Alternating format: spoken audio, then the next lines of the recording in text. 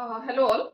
In the last lecture, we executed the concept of partition, and today we shall be studying that what is the time complexity of quicksort in the three cases. Which are the three cases? Best case scenario, worst case scenario, and average case scenario. Now, what does best case means? Best case means that the time taken by the processor to return the result is minimum.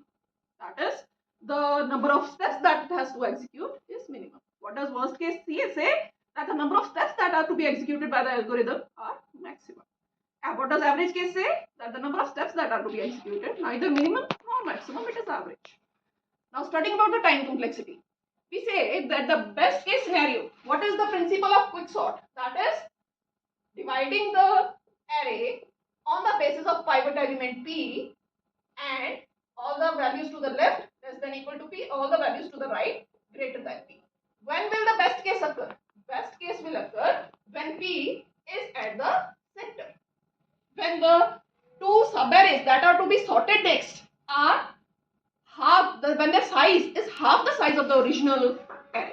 That is, the value has got placed at the center. Approximately n by 2 values are to the left. Approximately n by 2 values are to the right. Now, to sort this left portion, if the time taken for sorting the whole array is Tn, what is the time for sorting the left portion? It is Tn by 2. Similarly, what is the time for sorting the right portion? Its size is also n by 2. So that is Tn by 2. So we can say that two steps have to be executed. Each will be specified by Tn by 2. So we can say that Tn will getting on to be equal to 2Tn by 2. And what is the time taken for dividing this? What is the effort that has been employed for dividing one array of size n by 2 into two subarrays, each of size approximately original array of size n into two subarrays, each of size n by 2. What is the time taken? Pivot element has to be compared with rest of the elements. So it means if the total number of elements is n, what are the number of elements except the pivot element? That is n minus 1. So we can say n minus 1 comparisons are getting executed. Since n minus 1 comparisons are getting executed, what is the asymptotic notation of representing n minus 1? That is theta n. So plus theta n. So this is the recursive equation that specifies the best case of quicksort. Now if we have a look at how to solve this recursive equation. Now compare it with master method. Master method, what does it say? That compare this recursive equation with a Tn by b plus fn. So what is the scene? Comparing a equal to 2, b equal to 2 and compute the value of log a to the base b. That is log 2 to the base 2. That is equal to 1. Now if we have a look, what is fn? Fn is equal to n minus 1. Fine. What else? Can I say that n minus 1 equal to theta of n? Yes, it is theta. It is theta of n to the power 1. So we can say that in this case, log a to the base b is equal to theta of fn. In this case, according to the master method, what is the complexity what will complexity come out to be of the recursive equation? Tn equal to fn log n. Now what is fn? That is n. Replacing fn by n, so we get n log n. So Tn equal to n log n. This is the time complexity of quicksort. In the best case scenario, when is the best case occurring? When the pivot element is getting placed at the center, and we solve the recursive equation by the master method and derive Tn equal to n log n. Now next comes the worst case scenario.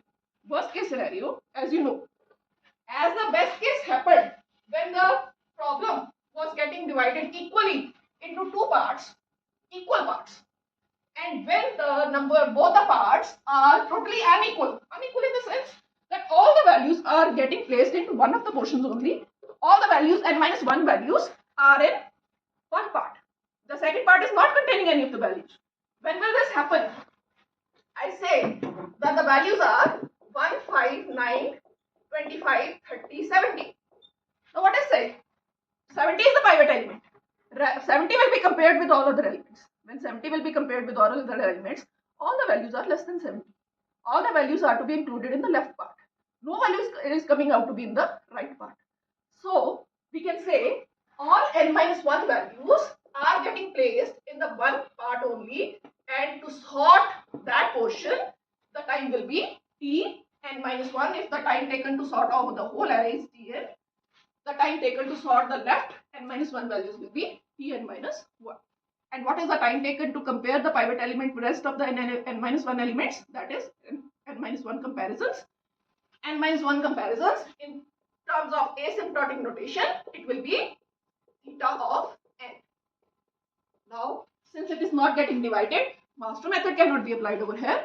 The iteration method will be applied, and using the iteration method, we will come up with the AP series, that is Tn will get on to be 1 plus 2 plus till n, and applying the formula of sum of AP series, we will get n into n minus n plus 1 by 2, that is n square by 2 plus n by 2.